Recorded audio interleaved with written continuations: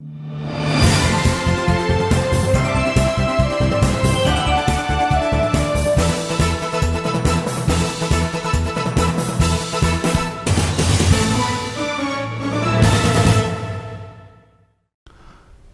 my good friends. Welcome to the show, East-West Show. Jack Zhao is hosting with G&E TV.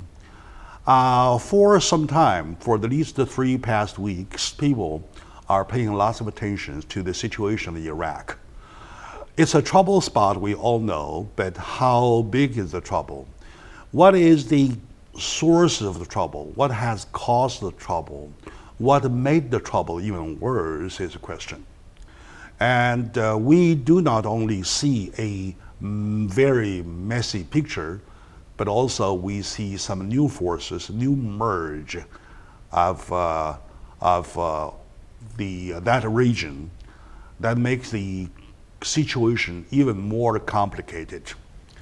I have, on this position, tried to approach different directions to get the answer to many questions, but unfortunately, nobody would give a professional answer or answers to questions that I raised.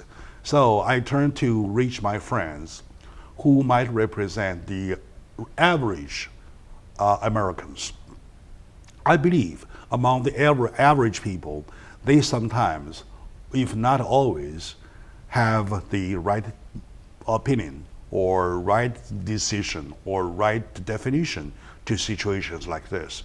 So today joining me is my good friend, Dr. Ron Yue. Even though this is not his cup of tea, but in a sense it is, because we're all peace lovers, right? So welcome, Dr. Ron. Come to my show, please. Glad to be here, Jack. All right, well, thank you so much. I hesitated quite a bit before I pick up the phone, should I call you or not? And to my surprise, your opinion that we exchanged in a short conversation over the telephone was convincing enough, so that's why we're here talking about it, right? So we try to give it a very down-to-earth opinion from the average Joes of Americans. We might also represent the average Sioux. Now, my first question, what caused the Iraq problem? The consequences of war, or should the war, was the war ended too soon? Some say that. And failure of the United States to recruit Iraqi forces? Why would the government force did not even put up a fight? So what's your take on these questions? Those are simple but very hard ones. Boy, Jack, I'm not sure I can give you an answer. I'm not sure I will be your saver, but I think each individual Americans, they all have their opinions. Yeah. And I just happen to have mine. Sure. My opinion may not be relevant, but that's what I learned. What's the reason for Iraq? I think the simple answer is blame U.S. because they send the troops there and stir up everything and destroy the balance and leave. So that's a simple answer. Actually, it is a more complex answer. For the long answer, you have to see the history. You have to see the local culture. We say culture really means religion and the human race, actually, and also history. And in the history, remember when Saddam Hussein got hanged, I think, before he's going to be die, he only said 2 things. He said, done with American, done with Persian. Persian means really Iranians.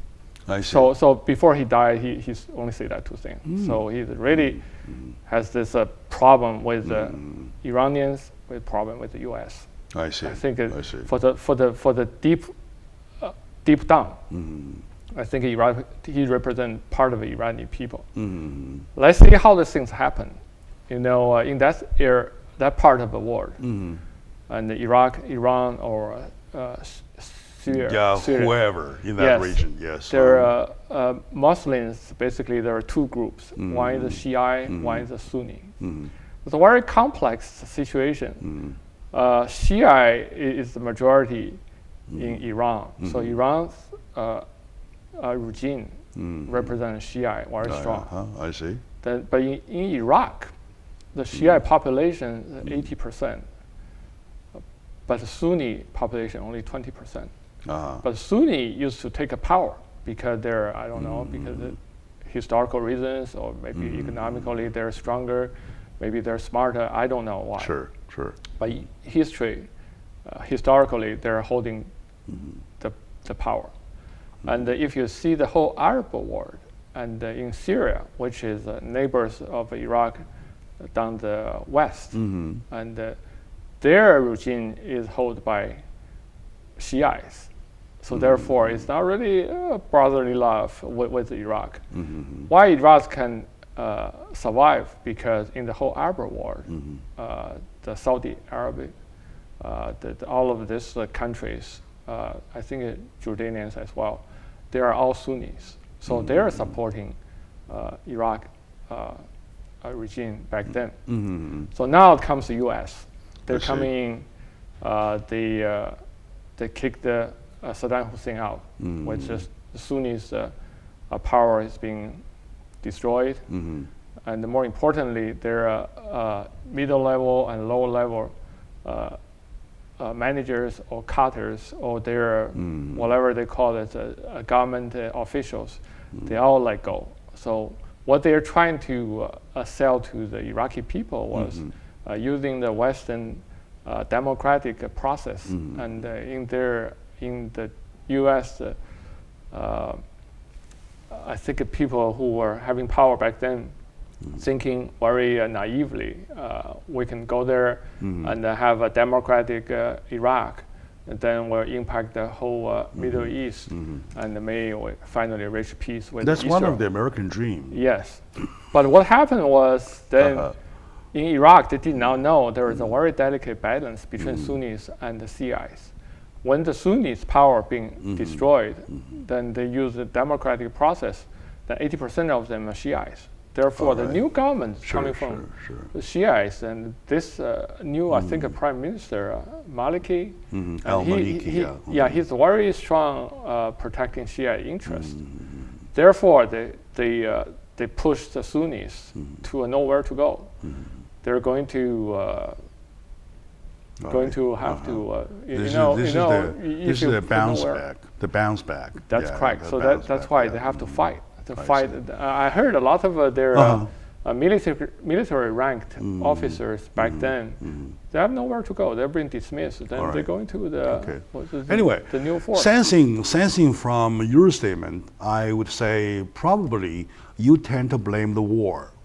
The war shouldn't happen in the first place. Am I right? Well, any war happens for reasons. I think the U.S. going there to have a hammer because 9/11. The 9/11 is really hurting U.S. And no, 9/11 wasn't the reason for creating the war, but the Afghanistan war was. But this one was only for the massive destruction weapons. Well, back then the logic was, if Saddam Hussein has this mass destruction weapons, and that will be applied to the U.S. and to hurt U.S. interests. That's logic back then. Sure. To my philosophy, the problem there is somewhat a resemblance of Avalanche, right? Unless you can melt all the snows, the forces that tucking together.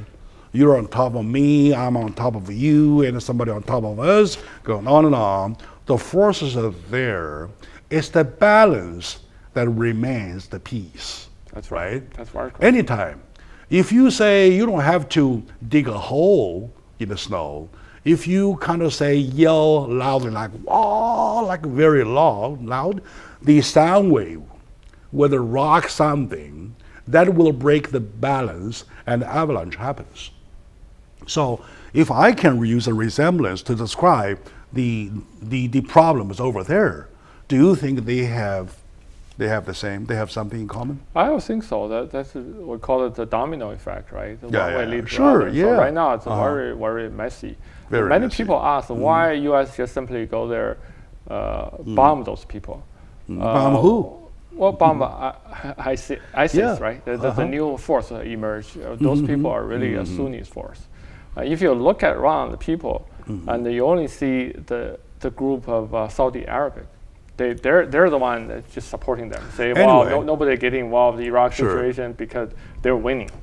All right, let's take a very short moment now. When we come back, we'll find out. I've prepared a list of questions for you, and I wish that we can get answers to those. I'm not pushing you for an answer. I'm just trying to see if average people, average Americans would have an opinion, right? As a matter of fact, we do. Right. So stay with us. We'll be right back.